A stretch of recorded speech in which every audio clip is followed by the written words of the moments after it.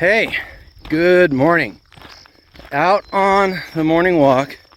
I don't have Fancy with me this morning. I'm on a much longer walk, and I wanted to A, keep a faster pace, and B, make sure that before I took her on this route, there weren't there wasn't anything out here that caused problems. And I just went by a house down the road that had a couple of dogs that I don't think they would have been a problem. They were barking at me, but had Fancy been here, I don't know what would happen. So it's just something to think about as I'm planning on taking her.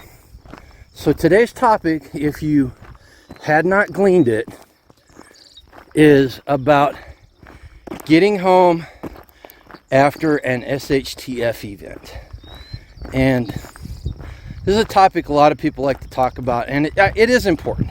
Because I was reading the paper one time, and they did an insurance study, and they said that 80 to 90% of all car accidents happen within 25 to 35 miles of somebody's house, which means that a vast majority of people spend a vast majority of their time no more than 25 or 35 miles away from their house.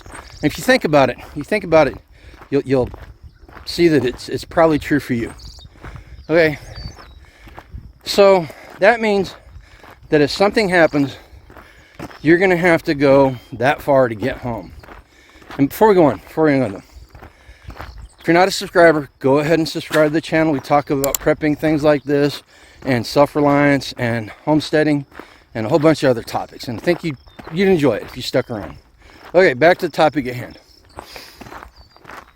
Getting home. Now, I'm not going to go into depth about the bag because there are a million videos out there about putting together a get home bag, and quite frankly, they would do a better job at telling you the basics than I would. All right, now there are a couple things that I will say about the bag though. Okay, what I'll say about the bags are A, make sure it's tailored to you and your circumstances. So this bag I have on here is my 3-day sustainment bag. This is my long distance hiking bag. And without water or extra food in it, it weighs about 40 pounds. I put food and water in it, bumps it up to almost 50. All right. So for somebody smaller than me, that's not going to work. All right. Now my regular bag that I keep in my vehicle, at the time when I started doing this, I was working 38 miles away from my home. So I knew that it would take me 2 days, barring any really unfortunate events. It would take me 2 days to get home. So I planned for 2 days in it. And so it was much lighter and easier to carry. So make sure that you customize the bag to you and your circumstances.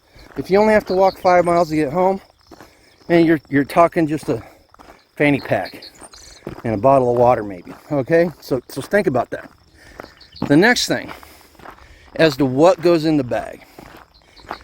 Again, there are videos out there that will tell you much better about how to do the basic setup. Here's 3 things that I would ensure that I had in my bag. The first one, a pair of rash guards. Just an inexpensive pair of bicycle shorts or some yoga shorts or something that's going to keep your thighs from rubbing together. Because I can tell you from experience that chafing is a major problem. I did a long hike one day, and it was a 16-miler, didn't wear my chafe guard because I wasn't thinking, and I couldn't walk for a day. Now imagine if you're in an emergency situation and you do your first day's walk and you wake up the next morning and you can't walk because your thighs are so chafed. And it happens. It's a thing. All right. The next thing that I would put in my bag is I would go get a pair of silk socks. Almost dress socks or nylon socks. In fact, the ones I have are from Ozark Trail from Walmart. and they cost like $6 a pair, and they're actually nylon, but they're super thin.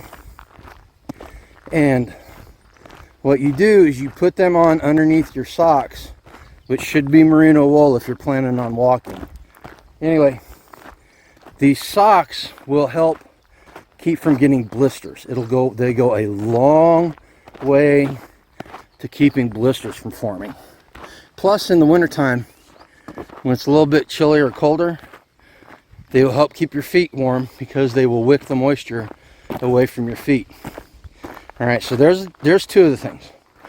The third thing, a vast majority of people work and live in the city or in the suburbs. And walking, especially in the heat, you're going to go through a lot of water. So I would go buy what's called a Silcox key. And I've got one in my bag. I'm not going to dig it out because it's buried. But what it is, it's one of those keys that you use to turn on a water spigot that does not have a handle. Now, I'm not advocating breaking into somebody's property and stealing from them. In a survival situation, if you need water, it's going to be a really great way to gain access to water, because even if the electricity's out, all these high-rise buildings, the water is gravity fed. So a spigot at ground level, open it up, you're going to be able to get water. All right, so it's just something to think about. So I'll add a fourth thing, a Goal Zero solar charger. It's a little panel, folds up. You can use it to charge your phone and other things. Oh goodness. I just came up a steep incline and I got another one right in front of me. But those are the things I'd have in my pack, along with other things. Water. I've got a Sawyer Mini on a U.S. Army Camelback. Again, very important. All right, let's talk about how you're going to get home. The route you're going to take is super important, and you need to know beforehand how you're going to get there. You don't need to start walking and making things up as you go along. All right, so go out and do a route recon. Drive it, find out how long it is, see if you can shorten the amount of time, see what dangers there may be on the way. So case in point, worked in downtown Kansas City, like I said, 38 miles door to door. And if I was going to walk home, I had two choices. I could go on the interstate and the freeway, which would have added another 10 to 15 miles to my walk, or I could have cut through residential areas. Now, where I worked was not the best location, and going through residential areas would have taken me down through the ghetto. In fact, part of the route was right through one of the most dangerous parts of Kansas City. So I had to plan accordingly. Now, time of day is very important, because I knew that if I left work early in the morning, like before the sun came up, I could get through the ghetto before most of the people were up, out and about, doing their daily business. So I could have missed all that stuff. But then there's other choke points. I had to cross two rivers, so there's choke points. You know, if somebody decided to barricade the bridges, I would have been having to go through that. And I had to cross a couple of freeways, which again, you know, lots of people, there could be a blockade there or whatever. So you need to plan it out. Get a map and map it out. Keep that map in your bag so that you can reference it. Now, full disclosure, I grew up in Kansas City. I worked in that area for decades. I knew the area like the back of my hand, so I did not have a map. It was all up here. What if I was escorting somebody home that lived like on my route and they didn't know where they were going? So even if and I was wrong, I did not have a map, on hand, and I should have. So if something happened to me and I was doing that, they could have taken the map and they could have made it home. The next thing, planning your route, rest stops. Now I've got a steady rule. If I'm doing any walks that are over an hour long, I stop at the top of every hour and I take my pack off and I sit down for about 5 minutes and check my feet and make sure that everything's okay. So I need to plan out these rest stops.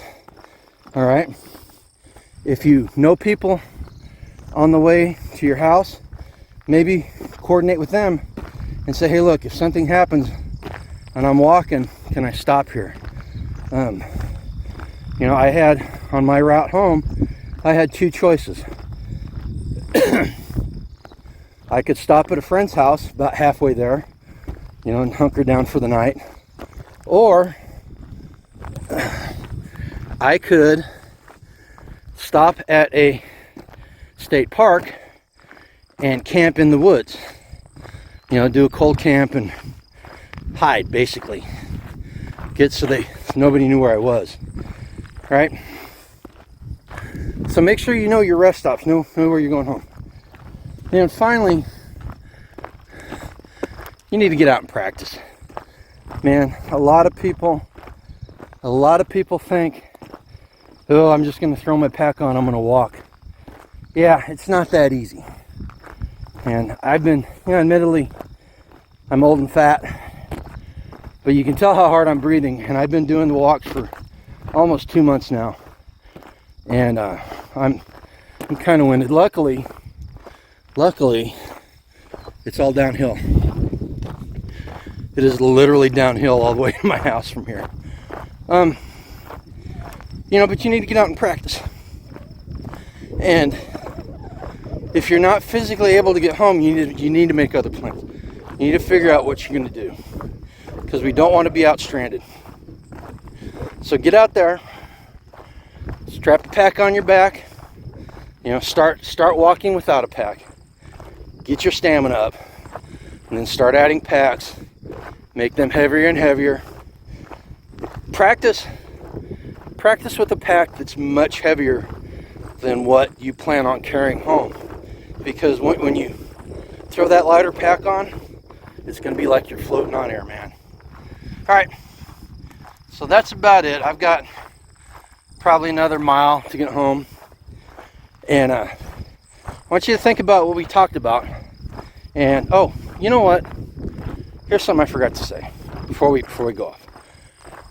The best way to prepare for walking home is to make it so you're not walking home.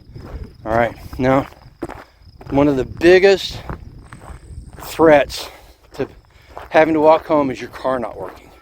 And one thing that's extremely possible is an EMP attack. All right. So protect your car from an EMP attack by getting an EMP shield. Go talk to the guys over there at empshield.com and see what type of device you need for your vehicle and get one. Because if an EMP happens and your car's running, you'll be able to get home where other people can't. Okay? So that's just a final thought there. All right. Think about what I said. Put your bag together. Plan your route. Prepare yourself physically and mentally. And go out there and live a life done free. Okay? Take care. Thanks, Milo.